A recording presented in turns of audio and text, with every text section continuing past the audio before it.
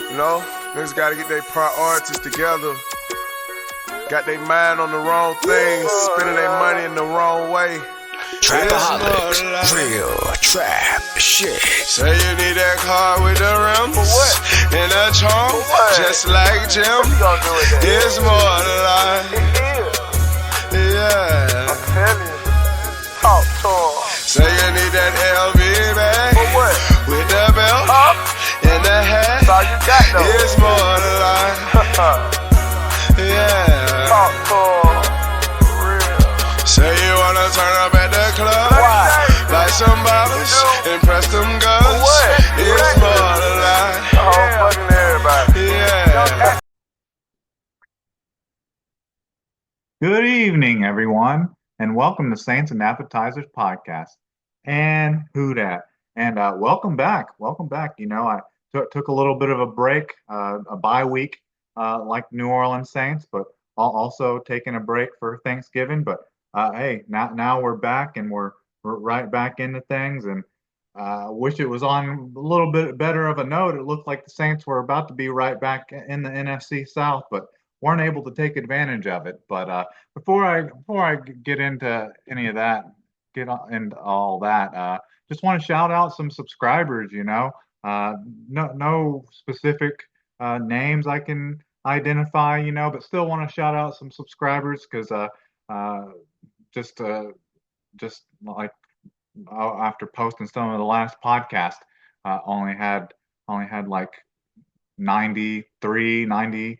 94 and now have like 97. So hey, I'll just like three more away from 100 subscribers. So I appreciate that, and I appreciate some of those people getting in some subscriptions even on my off days, on my bye week. So I appreciate anyone that's already subscribed and anyone out there that's thinking about subscribing. Hey, just go ahead and do it. Go ahead and add me. But anyways, let's get into some of this stuff. There's a lot of stuff because I took off, and then there was a bunch of injuries and weird games from this past Sunday. But let's get into this. So can I get a menu? And so the first thing is I was just talking about how we were on the bye week, and I took off for Thanksgiving and all that. And I hope everyone out there had a great Thanksgiving. But yeah, just this past 3, 4 weeks, I guess, if you include the bye week, have been like the best part of the Saints season, besides the first two games of the week. You know, and I mean, if you're a real Saints fan and you've been following this team close enough, you knew it had to come to an end eventually. But man, it was just all set up perfectly, not just with who the Saints played, but with who their schedule of their opponents, you know, rivals and stuff had to play, because it was shaping up as if, you know, hey, the Falcons lose and the Saints win, the Buccaneers lose, and then heck, then the Saints are just one game back of the Falcons, and then a game ahead of the Buccaneers. You know, and it was playing out like perfectly like that, you know, because the Falcons have just the last 2, 3 weeks just haven't shown up. And hell, I was on one. I was pretty geeked. I was feeling good. I was happy, and I was super excited about the opportunity for the Saints to actually get back in possibly the playoff race, the NFC South title race. And after that pick six by Kirk Cousins, that pretty kind of cinched up the and put in kind of the final knell for the Los Angeles Chargers against the Falcons. And he threw like 3 or 4 interceptions in that game. The fact that the Chargers only beat them 17-13 is kind of crazy. And then even while watching the Saints game, kind of keeping like one eye on the Tampa Bay Buccaneers Carolina Panthers game. Heck, I mean, the Panthers were what, just a Chubb. What is it name? Chubb. Who's their running back they just paid? I don't remember what the heck his name is. Yeah, Chuba Hubbard. They were basically like a Chuba Hubbard fumble away from beating the Buccaneers in overtime.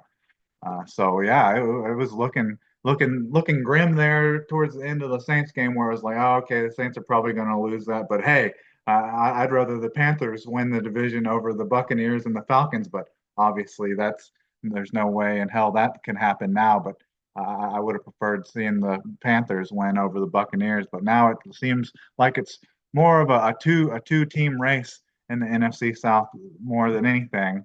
Now going uh, with what both of those teams are what they're both 6-6 now.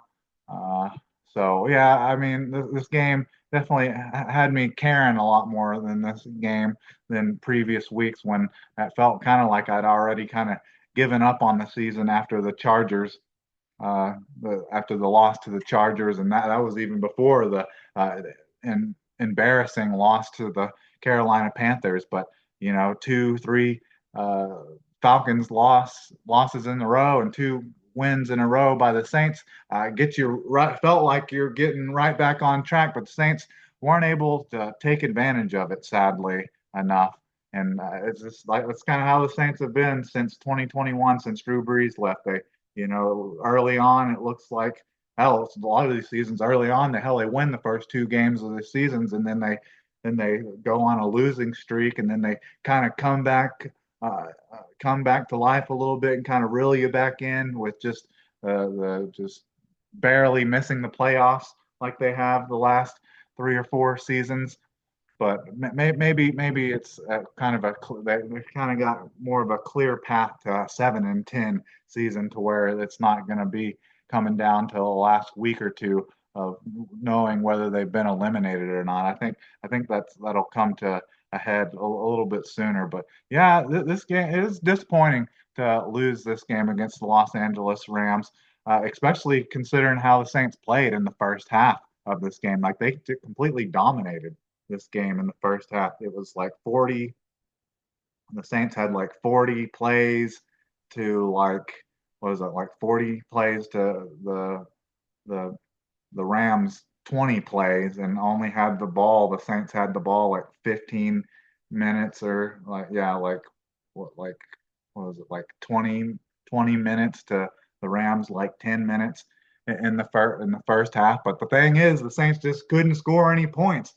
They got down in the red zone 2 or 3 times and weren't able to get touchdowns, and got a touchdown and got it called back due to some offensive line penalties from Talise Fuaga and Trevor Penning backing up, causing them to have to settle for a field goal anyways, and then they end up missing a 36-yarder, even though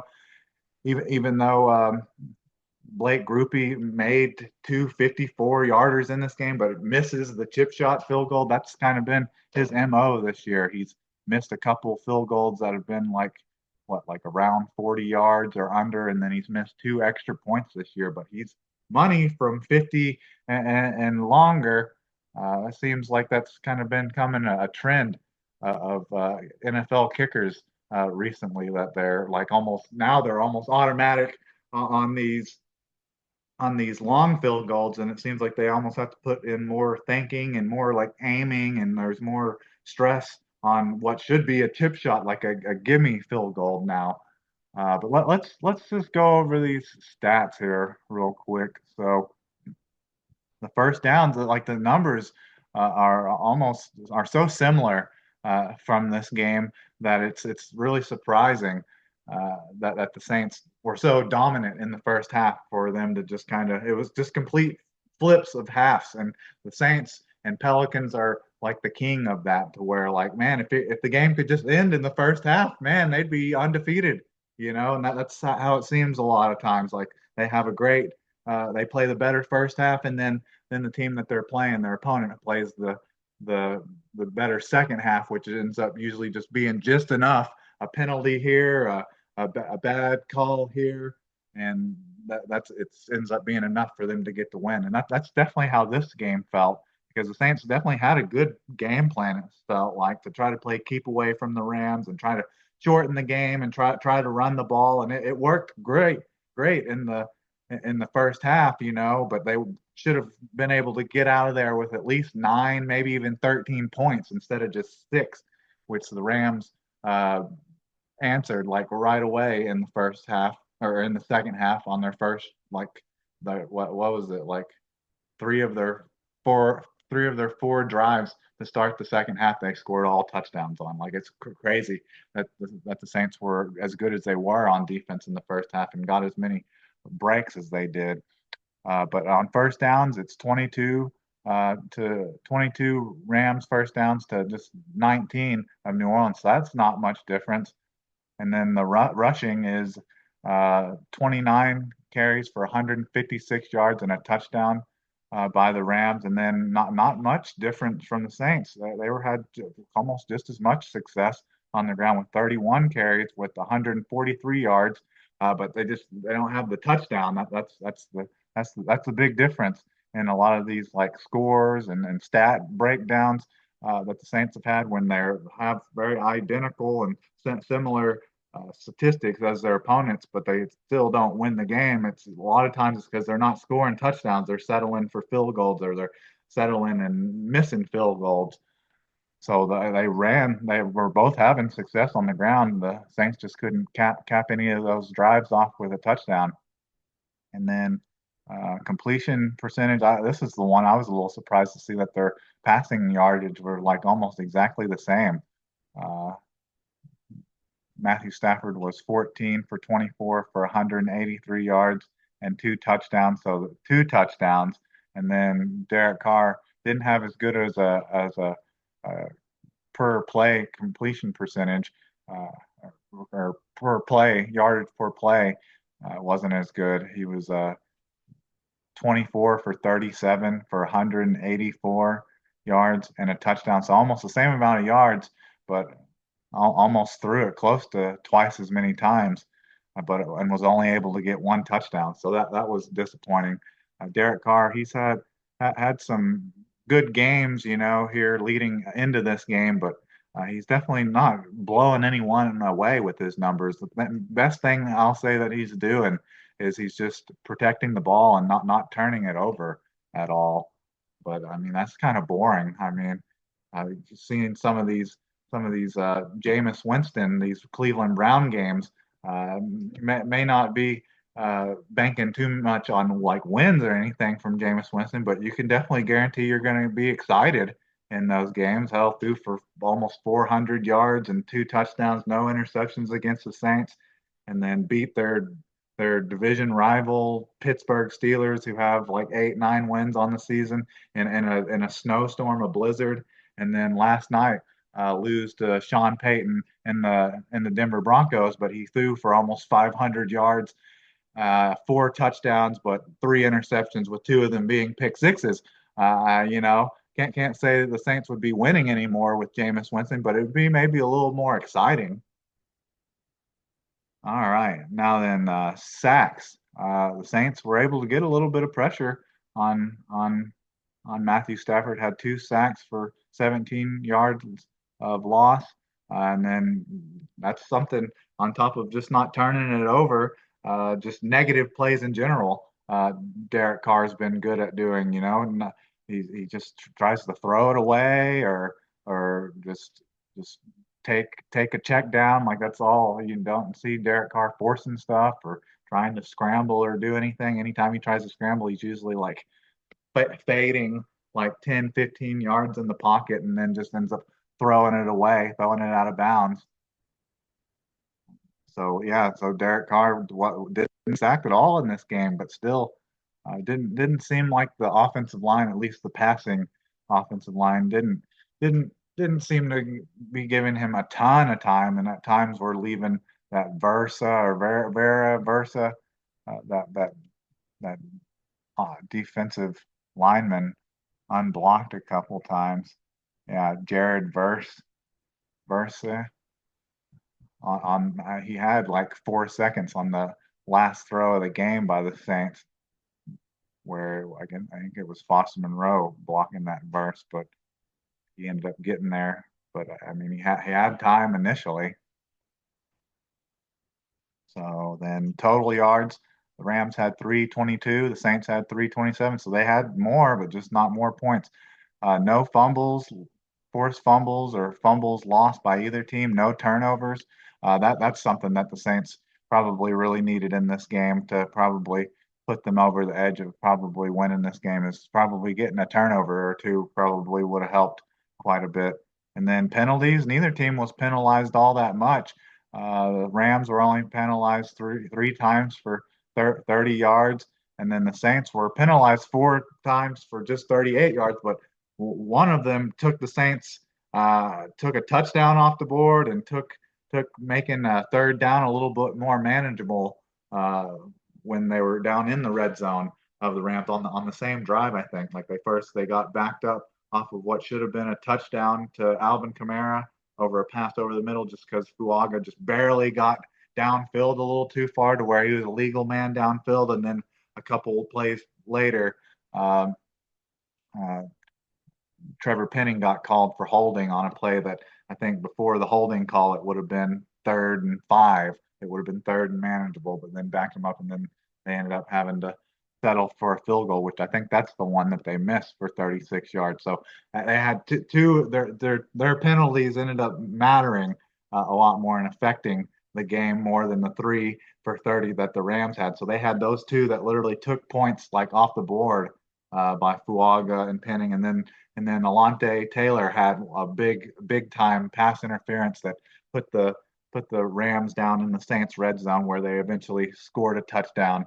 And then there was a penalty not called on a play where the Saints were trying to drive at the end of the game to try to either tie the game back up or tie the game on a deep throw to Juwan Johnson, and he was getting held and grabbed all over, and that would have put the Saints down in the Rams red zone. So, you always come back to penalties and cry about penalties, but it's a little bit more difficult when there weren't a bunch called, but the ones that were called on the Saints stung and hurt a lot more than the ones that were called on the Rams.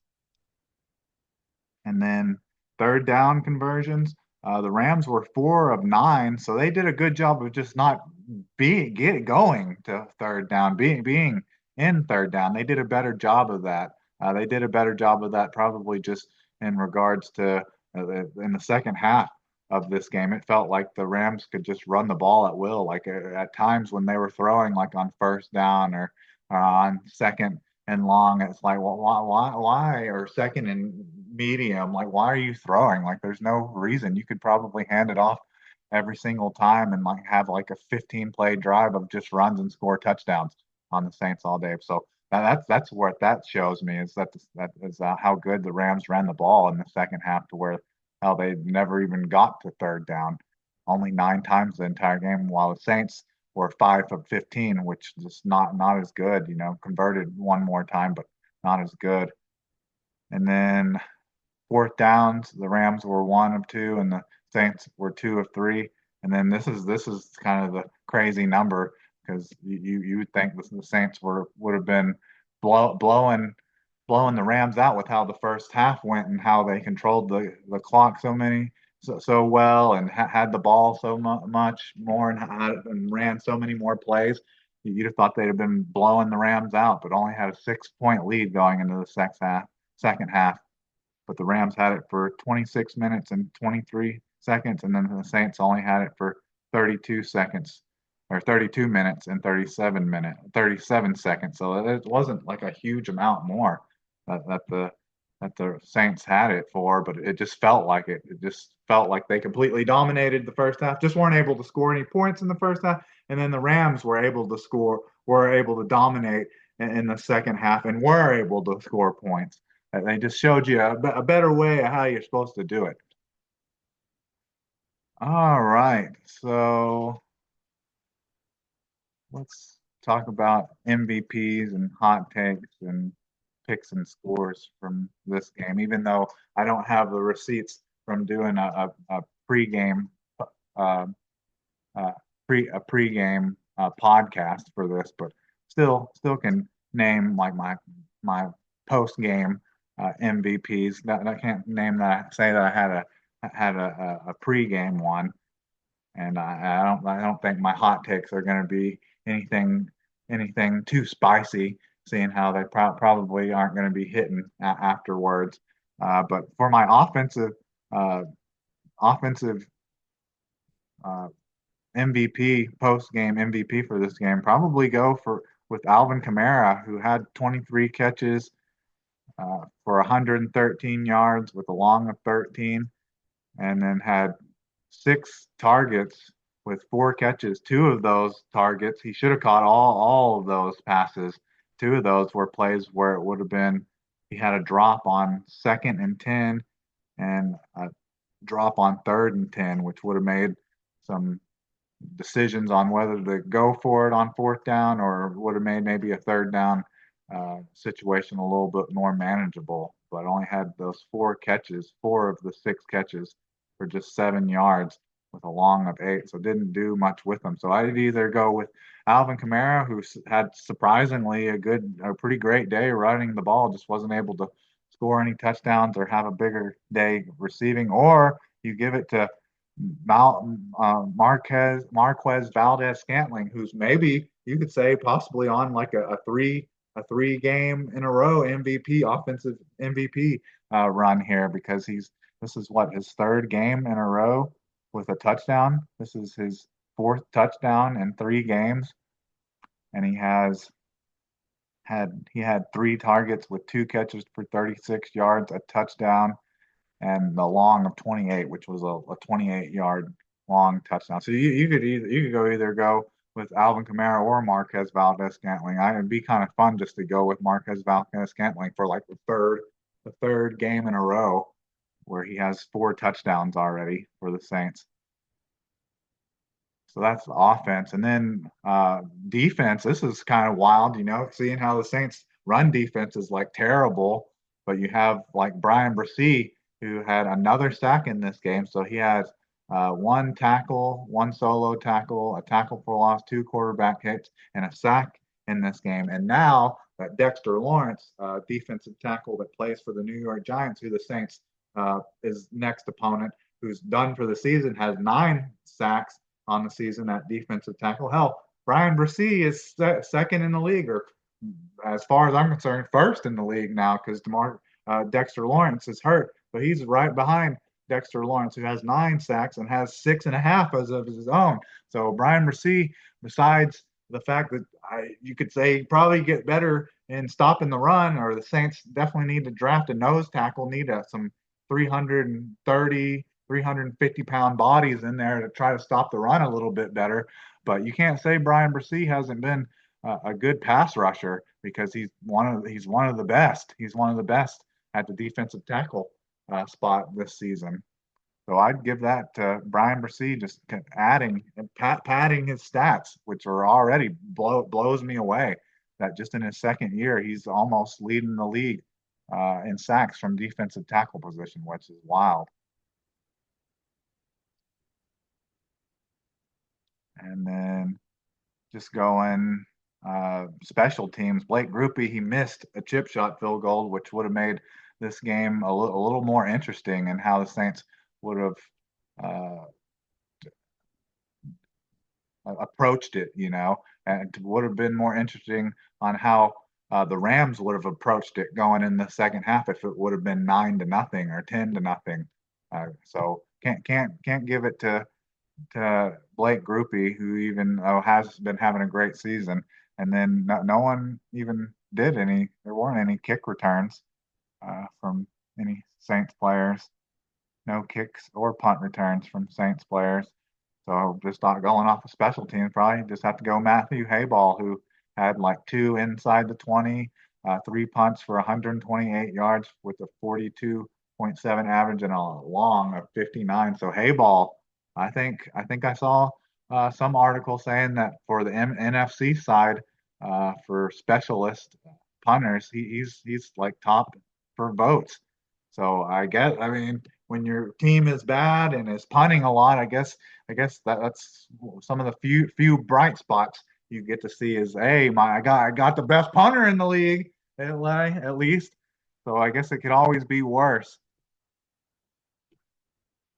And talking about how it could always be worse. So we talked about MVPs, and then we're on to like my hot takes for this game would be, I was kind of just gonna kind of make it a kind of a formulation of the Saints are on their bye week, and then they don't play until the afternoon game for coming off their bye. I was just going to be like, well, I think the the Falcons are going to mess things up, mess their lead up. The Buccaneers are going to lose, and all those teams they lost and didn't look impressive during the bye week. And then the Falcons lost leading into the Saints' return from the bye, and the Buccaneers didn't look impressive the majority of the game against the Rams. So kind of my thing was, even though I felt like I'd already kind of thrown in the white flag, a white towel, thrown in the towel for the season for the Saints after they lost to the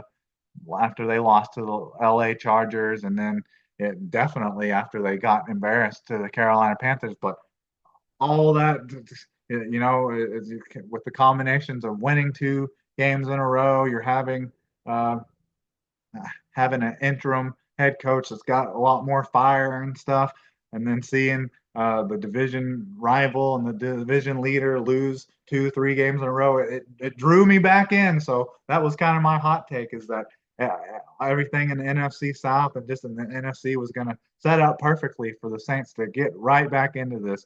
And that's what I thought was going to happen. That was kind of my hot take, is that even though I pretty much was done with this season after the Chargers lost, I felt like, hell, it's going to be like it's week 1 again. It's 0-0. Everyone's 0-0. Everyone's just basically tied up, and it's going to be a fight and a drag race to the end of the season, the last 5 games. But hey, so that didn't hit. The Saints had the perfect opportunity. Everything was set up for them besides them winning. So that's disappointing, and I think we can definitely say it's more likely we'll see a 7-10 season than we'll see a 9-8 season. So we won't be with holding of last gasp of, are we going to make the playoffs with the last 2 games of the season? I think it's kind of over now. I think you can definitely look forward to the draft now, because hey, the Saints are back up into that 10 spot. So at least top 10 pick, probably not top 5 or top 3. And then pick and score. My pick and score kind of goes along with the hot take. If I thought the Saints were gonna, after this week's schedule of games, thought the Saints were going to be right back in the playoff contention and NFC South contention.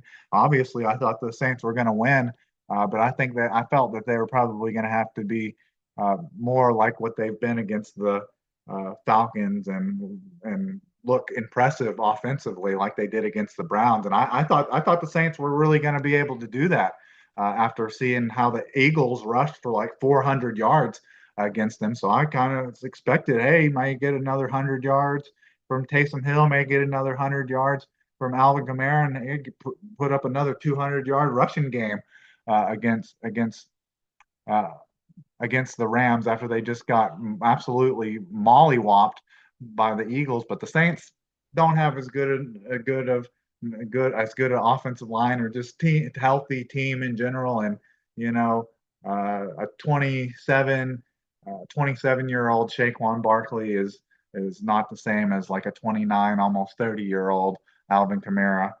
So we didn't get that, but I thought if the Saints were going to win, they were going to have to win by scoring more points than what they lost by, obviously.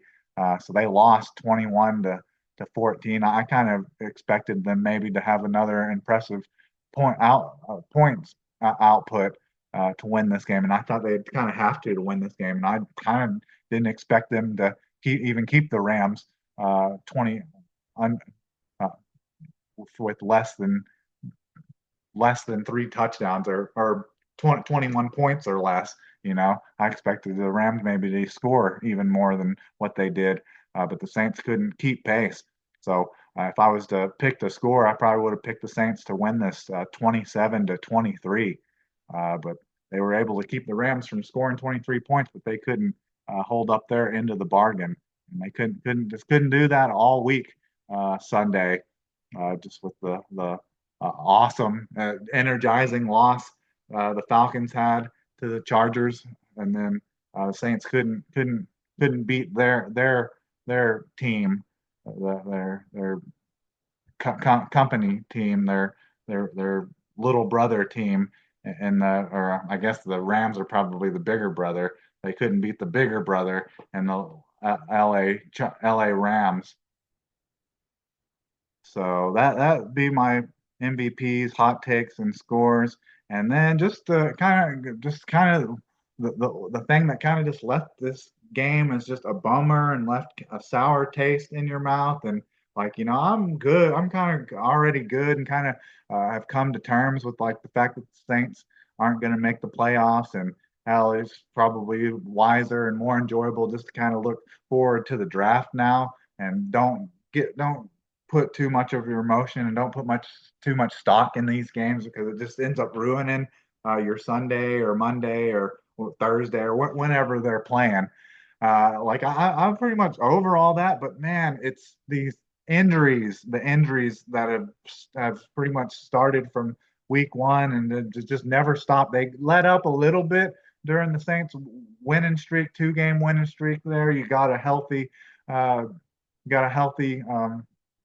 Taysom Hill back and Eric McCoy looked like he was coming back and healthy. And then, of course, in this game, the Saints were still moving the ball and looking to try to score a game tying touchdown, and just picked up a first down with Taysom Hill on fourth and two, and then boom. He on the play he picked up the first down, and then a defender just absolutely just put all of his helmet and knee and shoulder, or no, helmet and shoulder, like directly into Taysom Hill's knee and just absolutely obliterated his knee. So, and that was on like what the Saints second to last or last drive. So it's like, man, this ended up not even mattering because after he went out, they couldn't run the ball anymore, couldn't pick up any first downs with the two runs they ran it on first. They ran it on second and third down when it was what was it? It was second and three or second and four, and Alvin Kamara couldn't pick up a yard at the end. So it's just such a buzzkill and a bummer to lose out Taysom Hill, who had just had an amazing game, had an all-time legendary game against the Browns, and you think, oh well, Taysom Hill, even though he's 34, almost 35, and has had injuries in the past, he looks fresh as any player. Looks as good as any player out there. And then, of course, like the worst thing that could happen in regards to him, due to his age and then just his injury history in general, he gets a season-ending knee injury, and that's after having already come back from a bruised lung and broken ribs. Like, man. So we already know now that Taysom Hill is out for the season with a ACL injury, and then Nick Salvadere earlier in the game. I think that was either in the towards the end of the first half or in the third quarter. Nick Salvadere, who had been looking like decent, respectable, playable at that guard spot, even though you hadn't got to see a bunch of him due to injury, and it looks like now he's hurt due to some type of knee injury. Haven't been reported how serious or if he's out yet for the season. But that's just a bummer and a buzzkill and an energy just completely just turns off like the energy for filling for this season, because it's like, heck, the season's lost, but it'd be nice to see if we've season's lost, but it'd be nice to see if we found some young players like in Nick Salvadere and just in any of these young guys. Uh, at least you got Kool-Aid McKinstry back. It sounds like we may get Bud Means and Kendre Miller back, but just being able to find some young, playable, respectable players at any position would be nice. And players like Nick Salvadere, players that you've traded up in the fourth, third round to pick. It'd be nice to know that they can stay healthy and can be respectable starters, but can't do that from the sidelines, from the bench. And uh, talking, I can't remember, don't know what exact player it was that just absolutely took out Taysom Hill's knee on the play where he got injured. I mean, uh, the reason hits like that happen is because you can't go high at all, and even if you could go high, I don't think many people would want to try to tackle high on Taysom Hill anyways. But man, that's kind of what this league's become. And you get some players that uh, talk about like players possibly getting like suspended due to like bad hits. Well, this is the first one in a while. Aziz Al-Shir is getting suspended for 3 games due to his cheap shot, a forearm shiver to Trevor Lawrence on a play where Trevor Lawrence like scrambled and picked up a first down and then slid, and then Al-Shir just took a straight up forearm right to the side of his head.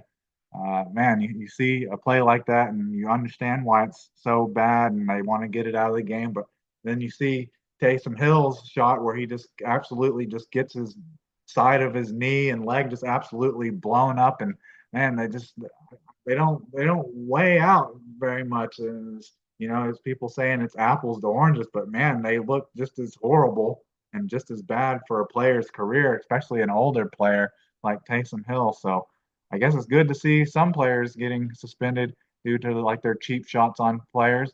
They didn't. They should have done that with Xavier Woods with his hit uh, uh, to Chris Olave, but I guess Chris Olave is not a protected quarterback, so maybe that's why. And definitely Taysom Hill, he's been listed as a quarterback sometimes, but most people definitely want to with any kind of swirling of players getting suspended due to cheap shots, they definitely want to call Taysom Hill a tight end for sure. And then the Saints just kind of clearing up the last couple things, just in stuff with this week is the Saints. If you're feeling bad about the Saints and how it feels like all hopes lost due to this loss to the Rams, which it kind of felt kind of like it already was, like they only could have lost like 1 or 2 more games anyways.